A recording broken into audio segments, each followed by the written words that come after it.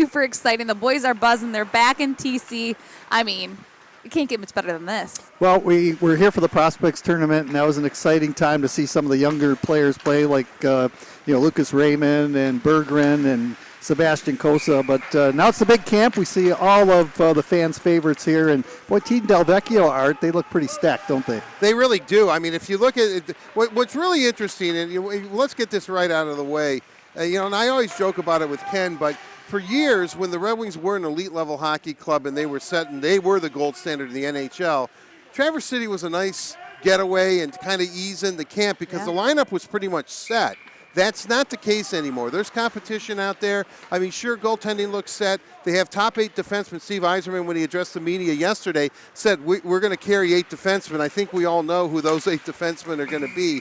But the battle up front, and those 12 forward positions, now certainly some are going to be given. Larkin, Bertuzzi, Verana when he gets here, Zadina. I mean, they have some forwards, but it's going to be 9 through 12, and that's where a lot of I think of the interesting things and battles that we're going to see not only up here in camp, but once we get back to Detroit and the Red Wings start playing preseason games. So I'm really looking forward to this. This is a bit of a renaissance for me, considering that there just seems to be storylines all over the place right now. And based on what they did in the Prospects Tournament, you have to look at it at Jonathan Berggren, if he's healthy, and now Lucas Raymond, who's out on the ice right now.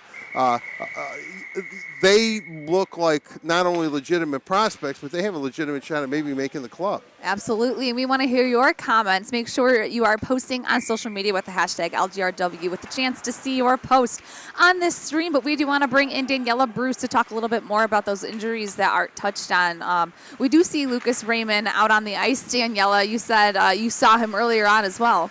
That's right, Carly. I was over on David's rink earlier today for Team Del Vecchio's first session, and Lucas Raymond was on the ice running through all of the drills. We know that Steve Yzerman addressed the media yesterday and said that Raymond did suffer a minor lower body injury during Prospects Tournament, but nothing to be concerned about. He was out there, and he looked really good. So we also saw, like you mentioned, Dylan Larkin and Tyler Bertuzzi, who Steve said were cleared for controlled contact. So they suffered some major injuries last season and missed a nice chunk of the season. But they're back, and they were skating. I didn't see them take any contact, but I imagine that the team is going to caution returning them to full contact. And Jacob Verana was also mentioned in Steve Yzerman's press conference. He is not currently in Traverse City due to some visa issues, but Steve Yzerman said that he was hopeful that Verana would be on a plane today. So hopefully within the next few days, and hopefully he's way up in the sky on his way to Traverse City. We're excited to have him here because we know that he was electric once he got to Detroit. And naturally, you guys, I'm sure you are all having your eyes on Moritz Seider right now. I did too in the earlier session, and I was watching who he was skating with, and while they were switching things up a lot, I saw him paired with Nick Leddy quite a bit, so that's definitely something to keep your eye on. Yeah, no kidding. I mean, as Art was mentioning, it's definitely a battle back on that blue line. We kind of have an idea of who will be the 8 defensemen, and we're hoping that Moritz Seider will be one of those in a winged wheel sweater. I can't imagine he wouldn't be, Ken. Well, it's interesting because going through the warm-ups right here and the practice session, Carly and Art, they had Leddy teamed up on the blue line with Moritz Seider, but they're also on that, I want to call it a top line for Team Del Vecchio. They had Zadina, Bertuzzi, and Larkin. Mm-hmm. So, it'll be interesting to see how those two players come back. Of course, they were injured last year. Bertuzzi almost the whole season. Larkin was injured late in the year. But hopefully they recovered over the summer, Art, and they can play a big part of this Red Wing team. Well, certainly, and they're going to be cautious with both of them, and they should be. A back is not something, and we know just going back to Darren Helm, Henrik Zetterberg, Danny DeKaiser, now Tyler Bertuzzi, just to name a few Red Wings who have had back surgery or issues with backs. They take a little bit longer to come back from. So Tyler Bertuzzi, who's a rough and tumble player, I think his game is you want to make sure that he's going to be able to hit, that he's going to be able to take a hit. I know I talked to him last year, and I said, and this was when Luke was still on the team, I said, out in practice, do you go up to Glenn Denning before and say, hey, just tag me out there, just so I want to make sure I know where I'm at. And, he said, well, not really, but in a way you kind of do. And so, the one thing is that they don't like to hit each other because they're teammates. But, obviously, and Dylan's injury, that neck, I mean, I still can't believe there wasn't a penalty, and then I'll shut up about that. But that was just a vicious hit by Jamie Benn, and he should have gone to the box at least. And that's something that you're going to have to watch too. I mean, these are two very, very valuable players, two of the top forwards on this Red Wing club. And I can see where controlled contact and let them ease into it, and really. The key date for them is going to be October 14th, Thursday, at Little Caesars Arena against Tampa Bay. That's when the season starts. Defending Stanley Cup champions in town. Hopefully they'll be up to snuff. They'll be up to contact. They'll be healthy. But that could be a story that we're going to have to follow in maybe the first few months of the season to see how they respond. For sure. And, like you were mentioning, October 14th, I can't wait for opening day. That's going to be so exciting with a packed Little Caesars Arena. But as you were mentioning, Jamie Bennett, that nasty hit on Dylan Larkin, I'm looking forward to seeing the Red Wings taking on the Dallas Stars. That'll definitely be a chippy game. Yeah, I was watching Mo Seider here just moments ago, and he looks svelte, Art. He really does. I mean, he looks like he's in really, really good shape.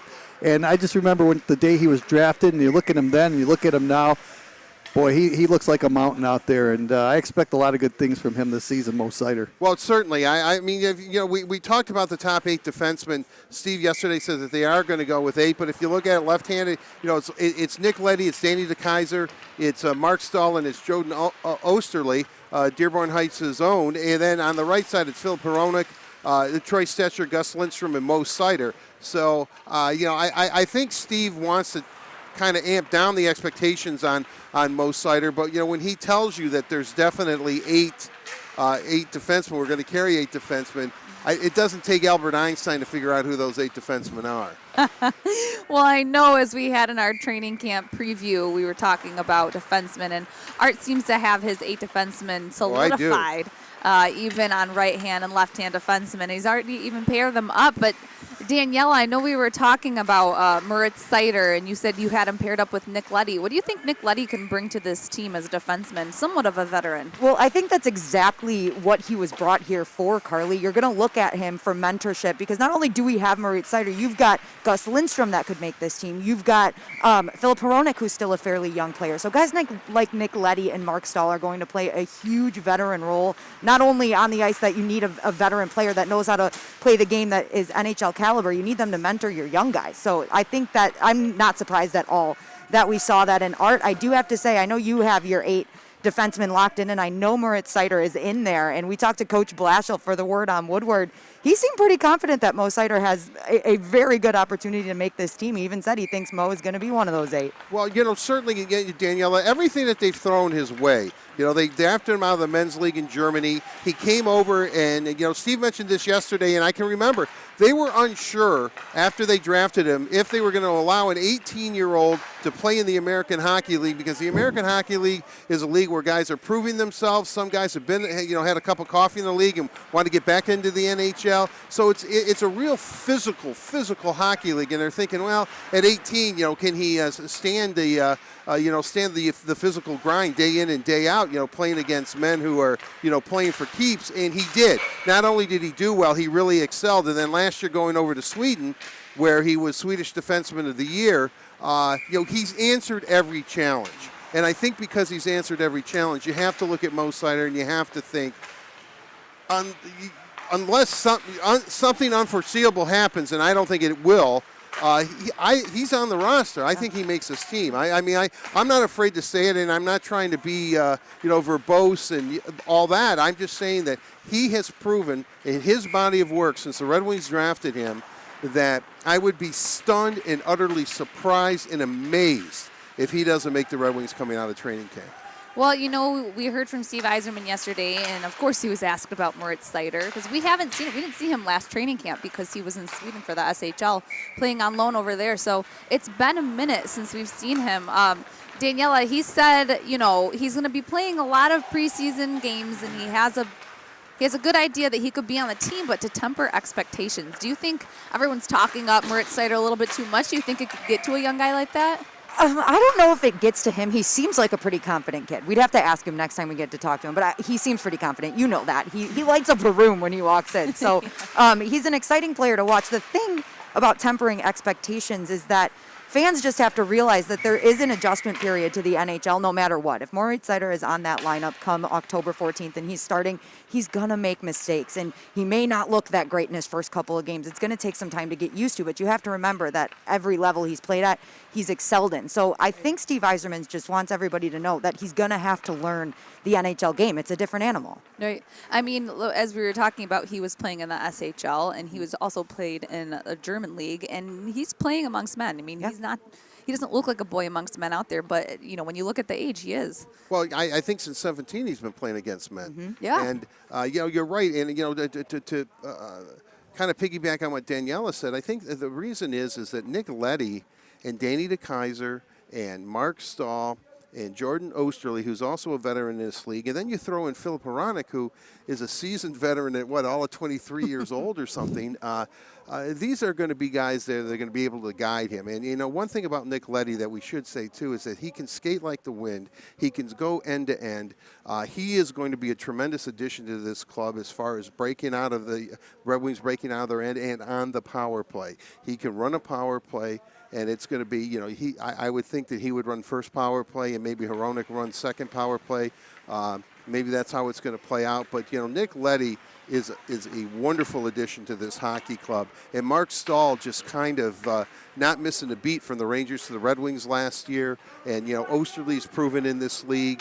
And, and Danny DeKeyser, another year removed from back surgery. I mean, the defensive core, Nadalkovich and net, and Grace, who's out there right now.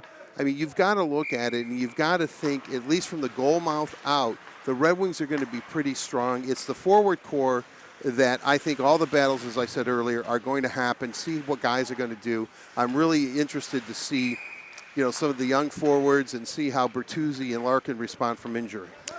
We were watching the Prospects tournament, and the last two games the Red Wings played against, and I believe it was St. Louis and Columbus, things got a little bit physical out there. And Yes. It was a very physical game. And one of the players who's out there right now for Team Del Vecchio that I really want to keep an eye on is number 48, and that's Giovanni Smith. Mm-hmm. He's been with the organization for some time right now. I think it's his opportunity to win a spot on this team. And he has an important role to play on this Red Wing team. We talk about having players that can keep the flies off of other players, right. Guys like Larkin and maybe Bertuzzi. He has to bring it every day. And this is a big training camp for him and a big preseason coming up because he does want to make this team.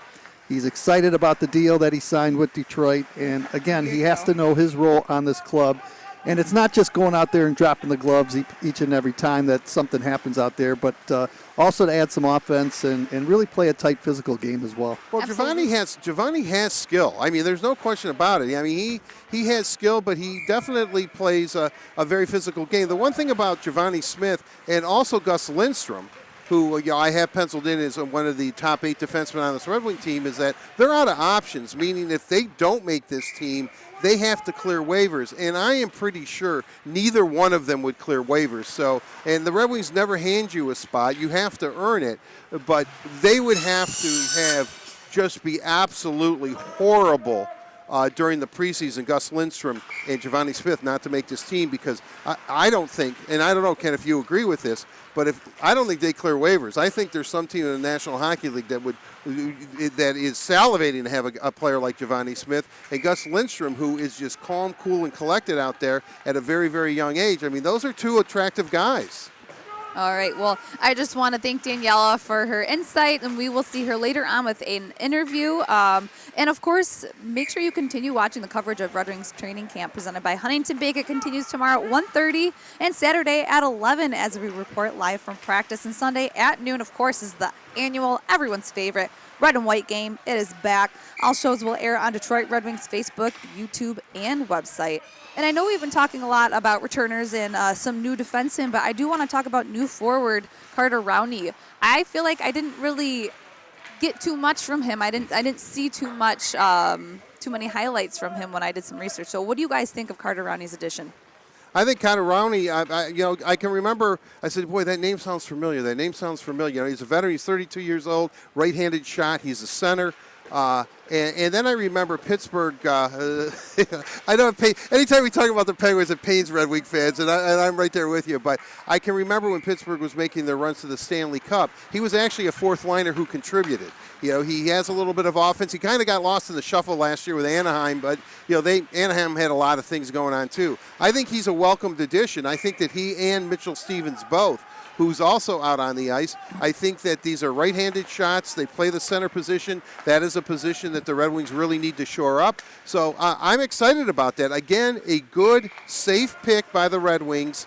Someone who is established, someone that doesn't have to play 18 to 22 minutes a game. This is somebody that you can put in there on the fourth line, and he gets the job done, and he's effective, and he also has a bit of offensive upside. So, which is interesting because Stevens is like the young Carter Rowney, and because he's a lot younger.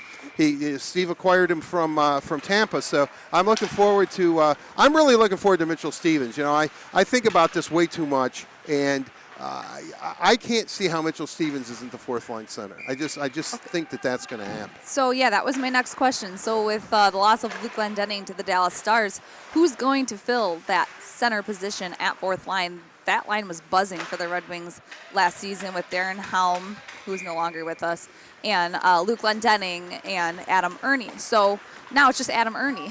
So who could fill those voids on the fourth line? You're right. There's going to be some competition.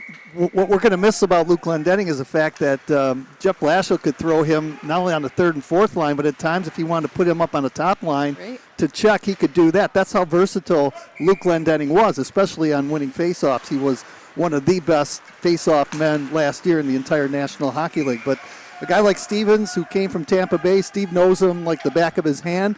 He's got that opportunity right now to win that fourth line center slot. Well, he certainly does. And the one thing about Mitchell Stevens, and I remember when on the Word on Woodward, and when Daniella Bruce and I did interview Jeff Blashill, I said, I know it's a small sample size, but his face-off percentage, Mitchell Stevens' winning percentage, I think was over 60%. If not, it was in the high 50s, which is very, very good. And I'm going off the top of my head. So this is a complete player. I talked to Jamie Pusher on Friday. He was here for the Prospects Tournament. He's like third in command now or something for the Lightning, director of player personnel. And I remember talking to Jamie, and I asked him about Mitchell Stevens, and he said, this guy has all the tools. He earned a position with our club. He got hurt last year. He needs a shot of confidence. That's probably the only missing ingredients to his game is confidence, which is really difficult because this is a humbling league, and for young players, you ride the crest of emotion. But I think this is a very good situation for him. There is opportunity here. He gets that boost of confidence, and Mitchell Stevens, I think, is going to be slotted in on that fourth line. I think he's going to be the center, and I think Giovanni is on his right wing. So I think, or one of the wings.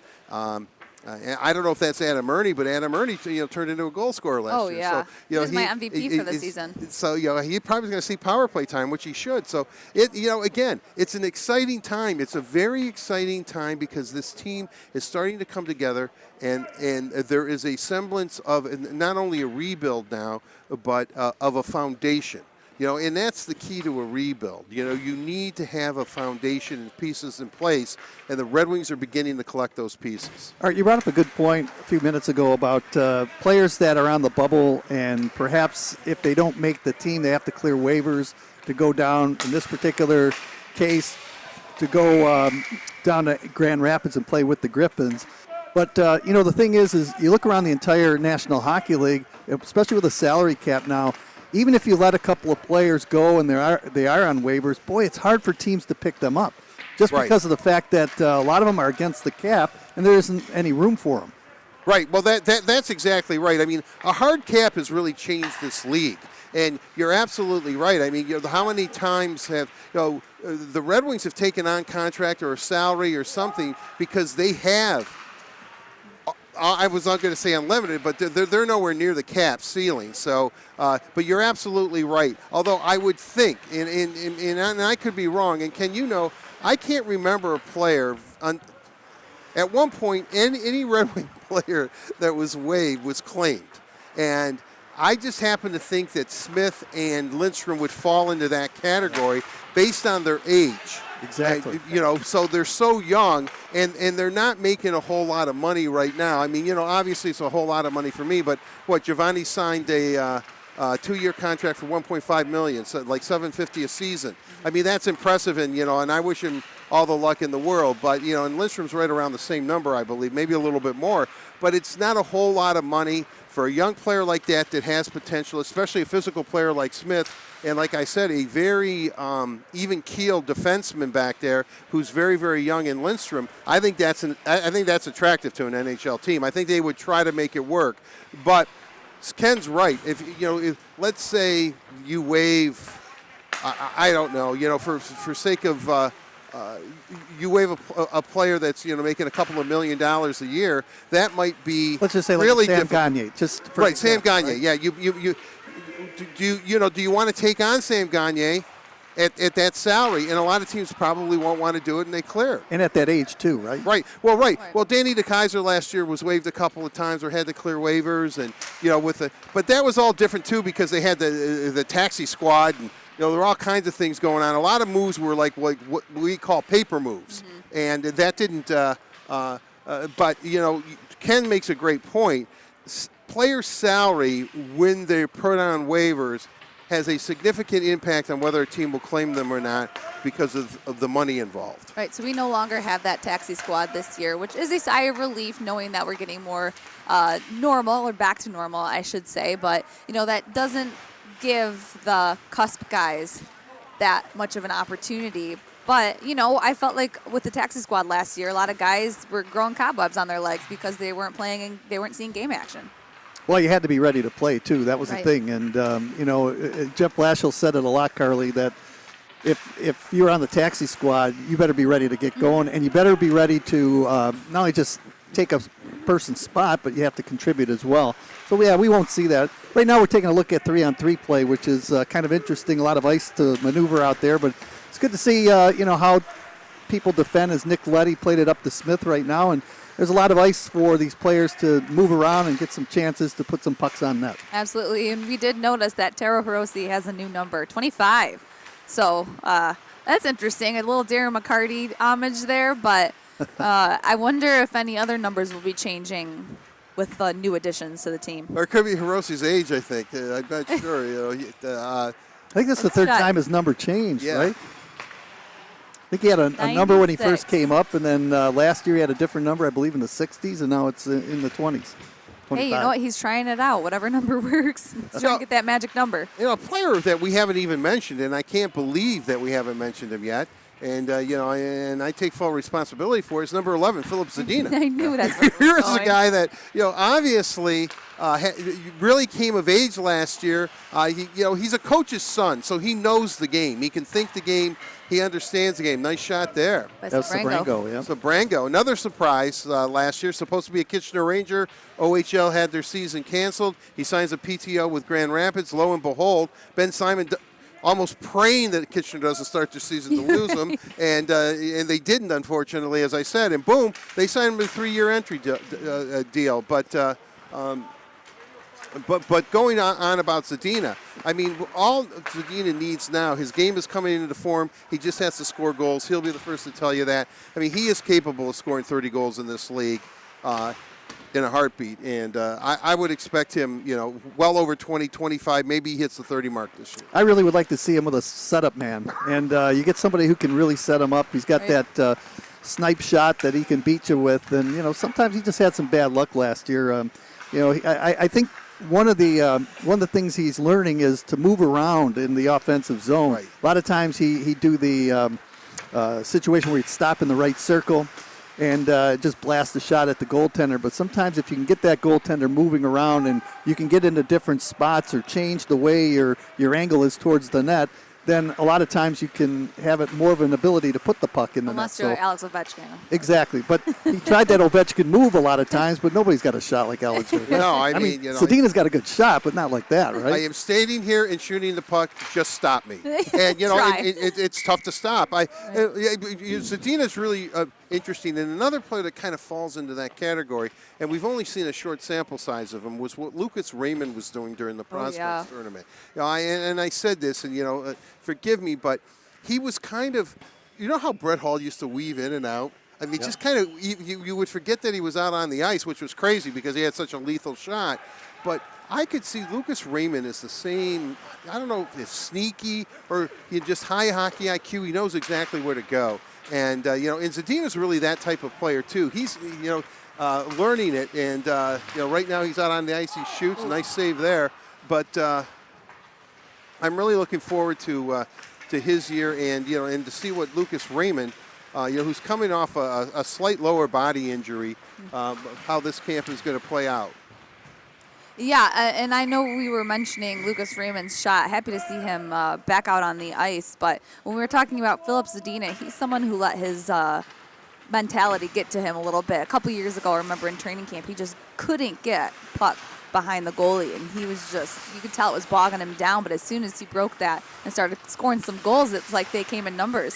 Well, let's keep in mind, too, he's a little bit older. He's a little bit stronger right now. And sometimes, Art, as you know, it takes guys 2, 3, 4 years sometimes to finally figure out how to play in this league. And Zadina was used to playing on the big surface. Now it's a smaller surface here. But I think he's finally getting to the point now where he feels comfortable every time he's out there competing. And I expect better numbers from him this year. Right, yes, certainly. And it's a shame that last year, the line of Zadina and Robbie Fabre and Bobby Ryan were only together for two games, and then COVID hit the team. And but there was a little bit of chemistry there, and I remember talking to all three of those guys, and they all said what could have been, and and I do think though that Zadina was able to take that chemistry that he had with a Fabre and with a Bobby Ryan, and I think that really helped him. It gave him a shot of confidence, and he was able to carry that through the whole year because he played essentially with Dylan Larkin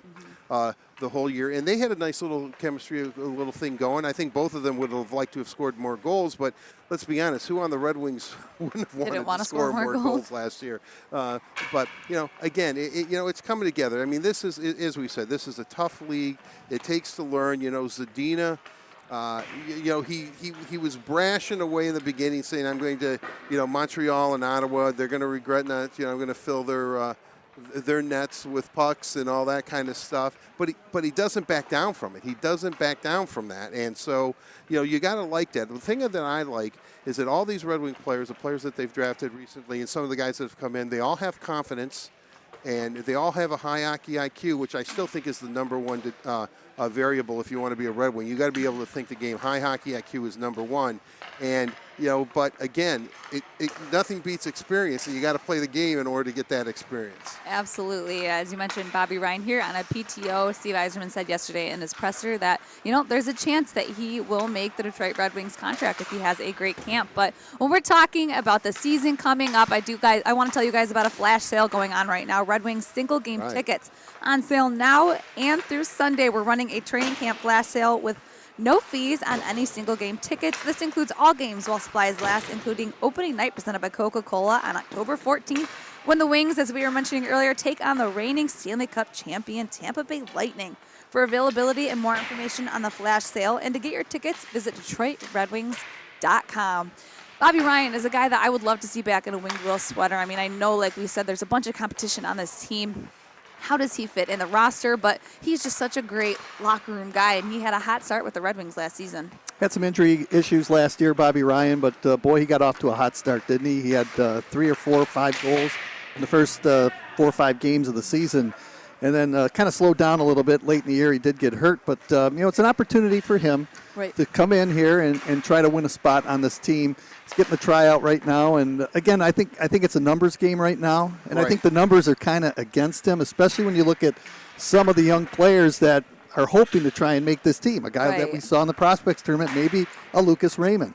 We talked about Giovanni Smith. We talked about some of these other players that are ready to step into the lineup. So the numbers could be against Bobby Ryan, but again, he's a pro. He's been to a lot of training camps. He's been around the National Hockey League, and maybe still has some gas left in the tank. Well, right. You know, Jonathan Berggren, you know, Chase Pearson. Sure. I mean, these are all guys that are, you know, really have the pedal of the metal here, and they want to really go to, are going to do everything in their power to impress this Detroit staff and hopefully win a roster spot. Bobby Ryan's really interesting. I think a couple of things are going on there. You know, obviously, if he can help the team, he can score goals, and he'd be a great mentor to the forward core. He was a good guy in the room last year.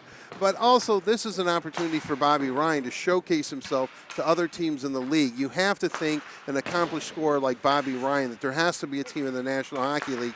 If he's healthy, if he has a good preseason with Detroit, whether it works out here in Detroit or not. And, you know, we all like him. We all hope he does, but he might have to go to another team. I guess the question you have to ask is, you know, was he invited to any other camps, or was the Detroit Red Wings the only one that's given him the professional tryout? Right. So that tells me that, you know, his chances are very slim. If he doesn't make this Red Wing team, that there's a good opportunity that maybe, well, you never know. I mean, that's the right. thing. No. There's always injuries, right? And he could be, Right. exactly, you know, but Ken makes a good point, because what could happen is that he could be a fella that, sits out a couple of months. I mean, keeps himself in shape and works out and, you know, all that kind of stuff, and, goes to the development team out in Flavor that hangs out with the U18s and U17s and, plays some high-end hockey out there. But, but he would need to be ready for the call, because the thing that he has and the gift that he has is he's a goal scorer. Sure. And, and goal scoring is at a premium in the NHL. If you can put the puck in the net, and if he can prove that he can do that,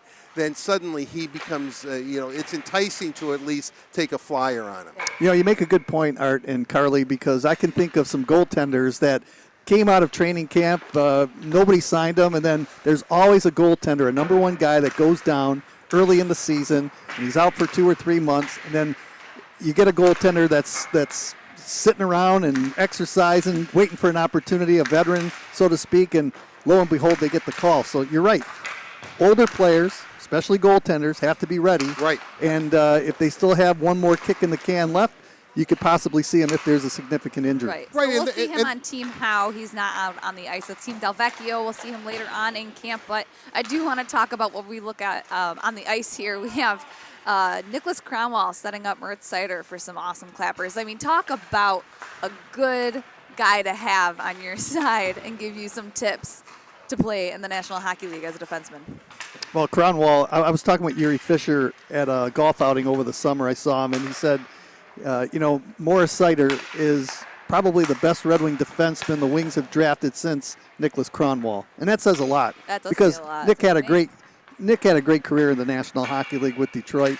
And he's out there helping them out. And it's kind of nice, isn't it, Art, when you have a guy that's played so many games in the National Hockey League where you can go up to a Nick Kronwall and ask his advice and he can help you out. Well, yeah, certainly. And another good thing, and really what was beneficial to the Red Wings, they're at the forefront. They took a lot of their high-end prospects, sent them over to Europe. A guy like Veleno, a guy like Cider. Some of them were already playing, Berggren and Raymond. But Nick Kronwall was in Sweden last year.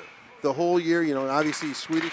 He was there. He was back in Sweden, and he was able to work with Moritz Seider. He was able to stay in contact with him and all the Red Wing players. And, right, when you have a mentor like Nicholas Kronwall, who means so much to the Red Wing organization, is beloved by the fans, and was had some injury bugs creep on and off. I mean, I can still remember, Kenny, I'm back in the studio in Detroit, and you guys are doing a game, and it was Los Angeles, and the poor guy tripped on the blue line and blew his knee out. It was just he just had some freakish things happen early in his career. Then he came on, and let's be honest, getting Kronwalled, that I think everybody in the NHL uses that expression now when somebody is tagged pretty good out there on a body check. Yeah, I think it's great. I think, and he really has seemed to adapt to this role. He really, really wants to do it. A lot of times when the next player retires, they all kind of go back into the game a little bit, and, some stick and some don't. They say, you know what, hey, I've made my money, and, maybe I'm just going to, hang out by the lake or something. But Nick Kronwall has embraced this role with the Red Wings. Steve Yzerman obviously believes in him. They've given him a lot of responsibility, and he's really paid off. And I think the feedback from a Cider, from a Veleno, some of these guys that were in Sweden last year with Nick Kronwall, I think the Red Wings really think, wow, this is a really good situation, and and plus, he's one of the nicest guys you're ever going to meet. Oh yeah.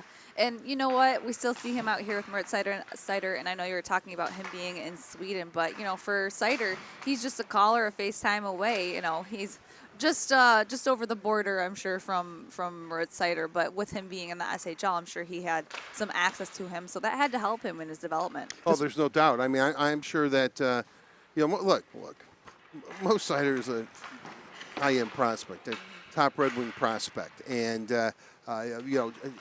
we all think he's going to make the team this year. So this is a guy that you're going to keep an eye on and make sure that things are going well, or if he needs he needs a swift kick in the pants, you give that to him, or if he just needs somebody to talk to, you also do that. And I mean, that's what you do. I'm not saying you coddle him, but you make sure that he's being fast-tracked to Detroit, which he should be. Staying with the defenseman, and I know you spent some time with him over the summer, is Jordan Oesterle, and I really feel glad that he's in a Red Wing uniform. Here's a guy that grew up here in Michigan. He's finally getting a chance to play with the Red Wings, and he's one of those guys that's been around the National Hockey League, Art and Carley, and he's one of those guys I think that can make this club and also play a big part, especially with teaching some of the youngsters out there. Yeah, I agree. I mean, he's an offensive-minded defenseman. He skates very, very well. He a great point shot. He can run the power play as well. From Dearborn Heights, played at Western Michigan. Really kind of a self-made NHL. He was not drafted. Signed a deal, and really kind of came of age in Chicago, and then Chicago traded him to Phoenix, where he was the last couple of seasons. And then, I remember talking to him, going over to his parents' house there in Dearborn Heights, and he told me, he said there were like 4 or 5 teams that were interested in him when he became an unrestricted free agent last year. But he told his dad, his parents, he said, listen, I'm looking for a one-way ticket, I'm going to come home. And his mother said, yeah, of course you're coming home because, you're getting married and you've got all this family stuff. And, I think it was one of his grandparents' 85th birthday or something. And he was trying to tell them, I'm negotiating with the Red Wings, I'm going to come home. And they just thought he said he was going to come home for the summer, And so this is he's one of those guys that's going to sneak up, I think, on Red Wing fans. You're going to see him out there, and you're going to find out that he has a nice offensive skill set. And the Red Wings signed him for 2 years, So Steve believes in him enough to give him a 2-year deal, not just a 1-year deal. And Joe Oesterle will be somebody that. We're going to see in the red and white here this upcoming season, I think, be pleasantly surprised. Another new defenseman, I know you were excited about. You were happy to hear Wyatt Newpower. Yeah, well, that's a very interesting story, Wyatt Newpower. Last year, the Grand Rapids Griffins had a season of like 36 games. And I think they played Rockford, Iowa, and I like the Lake Erie Monsters name better. Nothing against Cleveland, but the Cleveland Monsters now. And so he played for them. And in his first professional goal by Newpower was against Grand Rapids, and he played the Griffins 9 times. And every time he played the Griffins, his play stood out. So at the end of the year, the scuttlebutt around the league was that Newpower was probably going to sign with the Columbus Blue Jackets. That is Lake Erie's farm team, or the Cleveland's farm team. The Monsters are. And so Detroit came in, though, and signed him. Steve said, yeah, we saw him a lot because he played Grand Rapids so much. We like what we saw. I don't know what happened with Columbus, but, we offered him a deal, and he took it. Wyatt Newpower is also one of these guys that could make a team and come out of nowhere. Now, I know Dennis Chalowski isn't here, but it was like a couple of years ago where Dennis was a draft pick in a little bit different circumstances, I understand. But he made the team because you just couldn't keep him off the roster. Perhaps Wyatt Newpower could be a guy like that.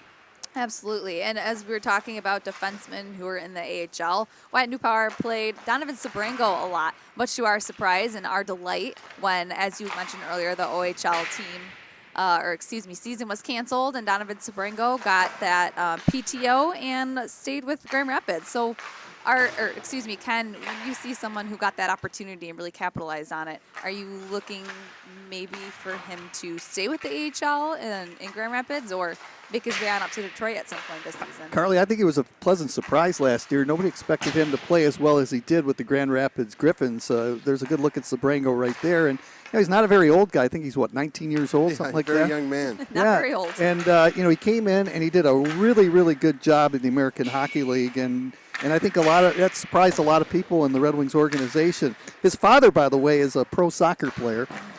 So I guess he's got skills at kicking the puck with his skate up to his forehand. At least, there you go. At least I that's what I hear. I would imagine his dad would teach him that.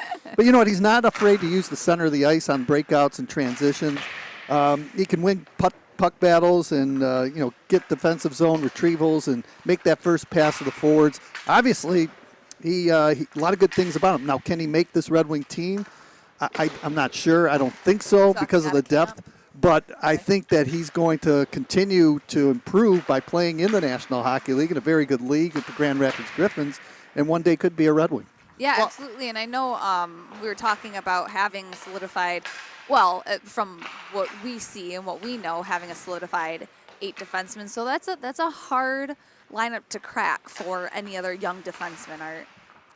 Well, it certainly will be. But I will say, if you look at the Red Wing prospects, I think the blue line is in fine shape with Tomisto and and Simon Edvinsson, the #1 pick this year. This kid's tearing up the SHL right now.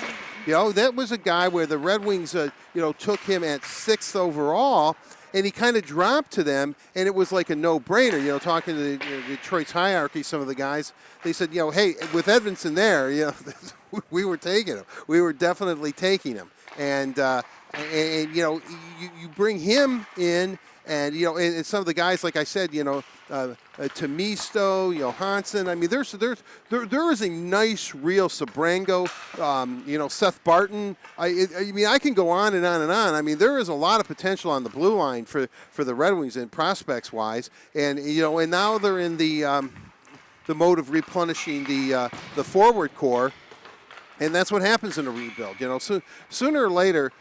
And this is going to be a good thing, and I can't wait till this day to happen, and I do believe it's going to be sooner rather than later. They're going to have so many players now and make so many tough decisions, and there's going to be a player or two, maybe even that we're talking about today, that somehow they either have to trade or they can't fit into the cap and all that. That's a good thing to have happen. That is a good thing. That's the thing that you want, and the Red Wings are well on their way to that. A couple of players back on the blue line there. That you were talking about. Albert Johansson's a guy that I talked to Nick Lidstrom over the summer, and he was telling me that keep your eye out on this guy. He says he can really make the moves in the defensive zone, good hand-eye coordination. So you're right, Art. I think down the road, the Red Wings are going to be stacked with really solid defensemen, and they're all going to be 6'5" and taller. They're redwoods back there, and they can all move the puck and they can all skate. So that's promising for the Red Wings, along with hopefully the goaltending situation with Nedeljkovic and Sebastian Kosa and also Jan Bednar. But another player, when you talk about depth, and we saw him bounce up between Grand Rapids and Detroit last year when they needed him because of injuries, Brian Lashof. Here's a guy, consummate professional. You can call him up, insert him in the lineup. He's not going to hurt your team. He can play minutes. He's a good, solid defender, and really a good guy, a veteran who's played a lot in the American Hockey League, but he can also play in the NHL as well and never miss a beat. Right, he doesn't hurt you. He knows exactly. He knows the game. He's played in the league. He's solid. Captain of the Griffins. This is a guy that knows leadership, walks into the room, and you can say, well, he's played more obviously minor league games than he has in the NHL. But when he walks into that Red Wing room, he's respected by each and every man in that room for not only the type of player he is, but the person that he is. And you're there in good hands with Brian Lashof too. I mean, that is a guy that you can really, really count on. Injuries unfortunately happen all the time in professional sports. Sometimes the Red Wings seem to have more than their fair share. But Lashof is really a good, solid veteran that you can call on when you're really in a pinch. Yeah, I'm telling you personally, I don't know how these athletes do it. I mean, I'm active, but I'm not a professional athlete, and I can't keep my knee right. I should say my one knee. 3 surgeries in, and at 28 years old. I can't imagine skating out there. Sometimes I see these guys and they, get all tumbled and tangled, and I'm like, whew, how is his ACL still intact? But, happy that we're going into training camp with the majority of players healthy, which will be huge. If the Red Wings can stay healthy this year and not have to worry about filling voids in the lineup, I think that they could have a dynamic year, a much better year than they've had in the past. Well, I'll tell you, another thing that I'm looking forward to is how they're going to play in the preseason games. Right. And there's nothing better than playing in a National Hockey League game, whether it's regular season or preseason. Put guys into the lineup just to see how they can do, especially some of the youngsters. All right, and we're going to hear from Daniella Bruce, who is joined by Gustav Lindstrom after day one of training camp. Daniella? Hey guys, joined by Gus Lindstrom now. He's got some of his teammates walking by, so he might be a little bit distracted. But Gus, day one of training camp, how are you feeling just being back in Traverse City and having all of your teammates around? Yeah, of course it's fun to meet everyone again. Have a great camp here and do some fun stuff outside the rink as well. So maybe play some golf and hang out with the guys and work hard here. So it's fun to be back. We've been talking a lot about the competition that we're going to see here at this training camp, specifically among defensemen, among centers, and some other positions. What are you going to do to prove that you deserve a spot on this roster? Just the same as always. Just give my best and work as hard as I can. Like you said, it's 8 good or great Ds here, so I have to show that I want to play. Fans are really excited about you and, of course, Moritz Seider, who's here. What are you looking forward to about potentially playing alongside a player like Mo? It's fun. We played a year together there in GR 2 years ago, so actually we were sitting next to each other in the locker room too, so he was talking a little bit too much there, but it was a fun time and looking forward to the new season here. He was talking a little bit too much. I love that. Thank you, guys. Good luck the rest of camp. Thank you. Back to you guys. Talking a little too much. I know I've spoke with Gus Lindstrom before, so if you Art, I imagine what he says it about us. Talks too much. But that's what we get paid to do, right? We get paid to talk. We're paid to talk, but yeah. Well, that is Mo. Effervescent personality. I can remember, his first training camp up here after the Prospects tournament, which the Red Wings won. The next day they did their community service, which they do every year. One year they went to the fire station, a police station, and hung out, and we went to I believe it's Cherry Creek, the animal shelter up here, and it was amazing to watch Mo Seider interact with his teammates at that point. He was kind of leading them, saying, okay, guys, we have to take a picture with the staff, make sure we thank everybody. I mean, he was telling them exactly what to do, and he was one of the youngest players, and it was, you could tell that he has a very much there's an intangible about him that makes him not only a terrific hockey player, but I think makes him kind of a leader. And, and I'm certainly not, again, you could tell. It's first day at camp. I'm like my emotions are running way too high at this point. No, are they? but I will say this. I do think that somewhere down the road, and many, many years from now, I mean, he could wear a C here in Detroit, too. I mean, he's that type of player. But, obviously that's Dylan's to have and keep, and I hope Dylan wears it forever. But, when Dylan decides that it's time to, maybe go back and coach the University of Michigan or something, that he could, Mo might have that C on his sweater. Well, I have a feeling that's a long ways away. But speaking of Dylan Larkin, Ken, I want to get some final thoughts from you guys before we wrap here. How nice is it to see the likes of Dylan Larkin and Tyler Bertuzzi with the boys buzzing out here in training camp? Well, it's really good, especially for Dylan Larkin. As Art mentioned, he did suffer that severe injury, against the Dallas Stars last year. But hopefully he and Bertuzzi are healthy and they can stay healthy the rest of the season. They battled injuries, and I know Dylan had kind of a subpar season last year as far as his numbers are concerned. He wants to play better and pick up his game a little bit. But, he had his, I think it was his sophomore year, Art, where he came in, had a really good first year, kind of dipped a little bit, but really bounced back and really had a terrific season. So that's what I'm anticipating. I certainly hope that he's healthy, that he can, play all 82 games this season, and I think his numbers will be there as well. Well, what I like about Dylan Larkin, and specifically going back to his second year, I remember talking to him after that second year at the Larkin Hockey School out there at the Lakeland Ice Arena. In Waterford? Yeah, in Waterford, he and his, I call them the 3 other knuckleheads, his brother and 2 cousins. They do a great thing out there. But the 4 knuckleheads are out there, and I'm talking to Dylan, and he said, and this is why he's a exceptional player. He said, you know, I kind of broke it down and I realized that I'm always on the perimeter. I'm always skating around the perimeter. Well, in the National Hockey League, the defenseman doesn't even chase me. He just watches me skate around the perimeter. You might as well hold up a scorecard. Oh, you're going to get a 9 on that, you know. You're doing well. So he realized I have to adapt my game. I have to go to the net. I have to go to the net. I have the speed. I can do that. I've got to get a little bit dirty. I got to get it a little bit greasy. And I think that this, you know, even though he had to go rehab through neck, and, you know, from what I understand, that was not a pleasant rehab, I think that, you know, he knows what he needs to do. I think a healthy Tyler Bertuzzi coming back is really going to help his game. You know, you've got Zadina a year older. That's going to be good. You have Nick Leddy now helping on the power play. Alex Tanguay's here bringing in his innovations on the power play. I mean, I think that Dylan has looked at it. He's a proud player. He's a great player. And I'm sure that he is going to figure it out and really bounce back this year. Yep, a lot of exciting storylines surrounding Detroit Red Wings training camp presented by Huntington Bank. We saw Donovan Sebrango, Caden Fulcher, and Wyatt Newpower picking up the puck. So they got that job for today. So that means practice has wrapped, and we want to thank you for joining us on today's stream. But we have a lot more fun to be had the rest of the week. Coverage of Red Wings training camp presented by Huntington Bank continues tomorrow at 1:30 on Detroit Red Wings Facebook, YouTube, and website. So make sure to tune in again. Ton of fun still yet to be had. Ton of hockey still yet to be played this week. I want to thank Ken Kal, Art Regner, and Daniella Bruce for making my job so easy and so fun. Until we see you next time, guys, let's go Red Wings.